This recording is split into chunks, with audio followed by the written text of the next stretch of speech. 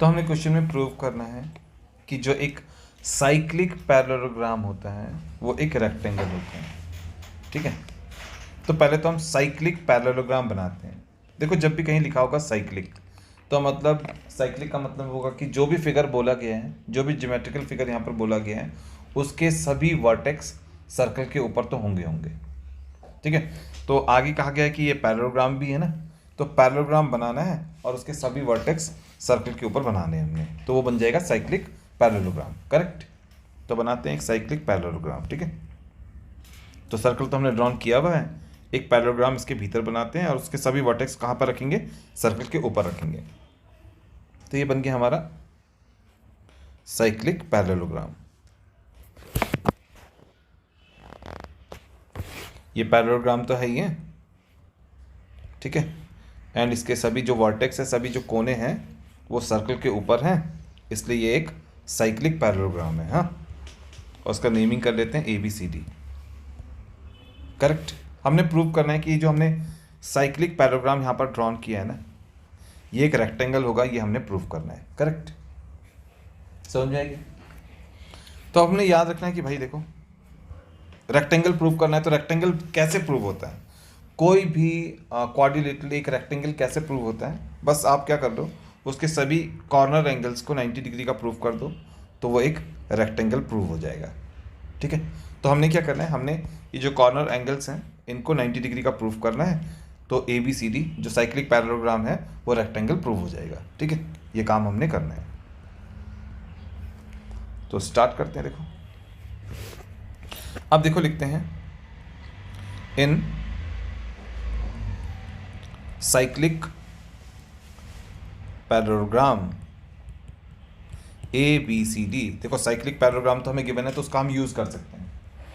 अब देखो, कोई भी क्वाड्रिलेटरल, ABCD क्वाड्रिलेटरल भी तो है ना, कोई भी क्वाड्रिलेटरल जब साइक्लिक होता है ना, जब साइक्लिक होता है तो उस क्वाड्रिलेटरल के अपोजिट एंगल्स का सम क्या होता है? 180 डिग्री होता है। ठीक है, तो इसलिए क्योंकि हमारा ये क्वाड्रिलेटरल साइक्लिक भी है, इसलिए इसके जो अपोजिट एंगल्स होंगे ना, इनका सम 180 होगा। ये जो अपोजिट एंगल्स हैं इनका सम 180 होगा, इन दोनों एंगल्स का सम 180 होगा एंड इन दोनों एंगल्स का सम 180 होगा। इस बात को अच्छी तरीके से याद रखना है कि जो साइक्लिक क्वाड्रिलेटरल होते हैं उनके अपोजिट एंगल्स का सम 180 डिग्री होता है। करेक्ट, तो हम लिखेंगे कि angle A plus angle C 180 degree होगा, अपोजिट एंगल्स का सम 180 डिग्री होगा क्योंकि ये एक साइक्लिक क्वाड्रिलेटरल भी है ABCD, and angle B plus angle D का सम भी कितना होगा? 180 डिग्री होगा। सम ऑफ, यहाँ पर आपने लिखना है sum of opposite angles of cyclic quad. Cyclic quadrilateral के अपोजिट एंगल्स का सम 180 डिग्री होता है, इसलिए angle A plus angle C का सम हमने यहाँ पर 180 ले लिया, and angle B and angle D का सम भी हमने 180 यहाँ पर ले लिया। ठीक है, यहाँ ले लिया। हाँ,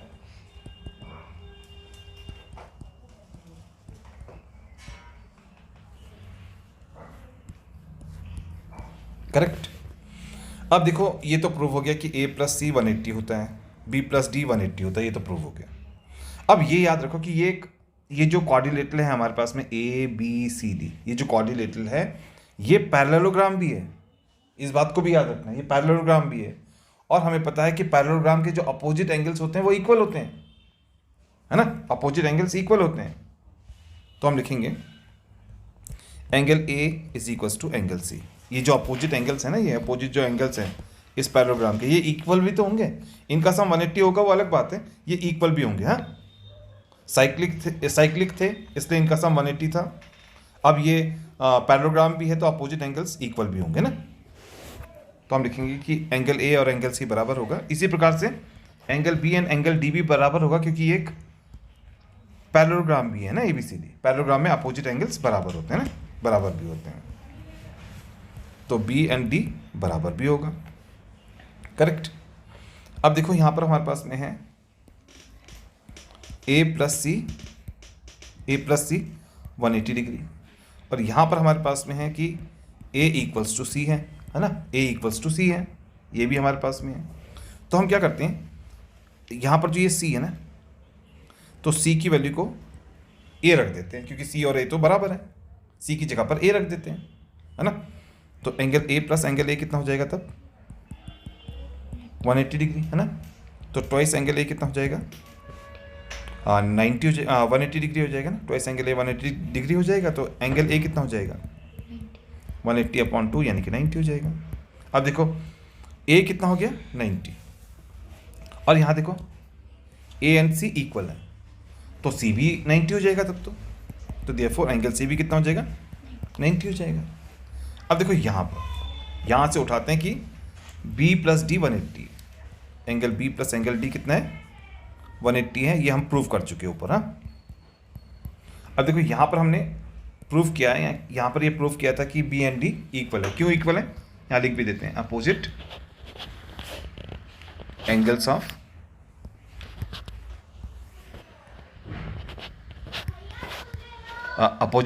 पैरेललोग्राम के कारण से ये लोग इक्वल थे ना, ये दोनों इक्वल थे ना। तो देखो b, यहाँ पर से हमारे पास में आ गया कि b एंड d इक्वल है, दोनों एंगल्स इक्वल है।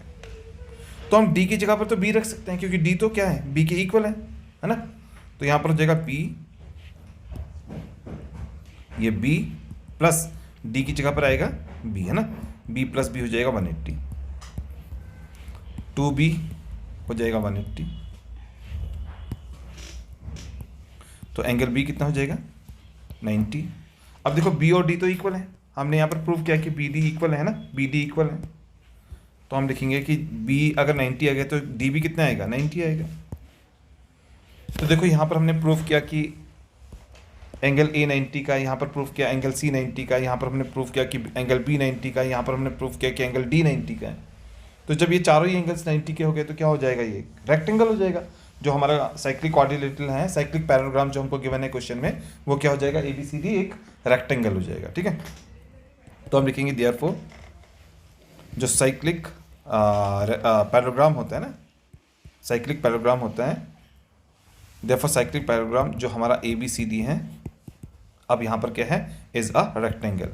क्यों है रेक्टेंगल भाई, क्योंकि हमने इसके सभी एंगल्स को 90 डिग्री का प्रूव करके दिखाया है ना।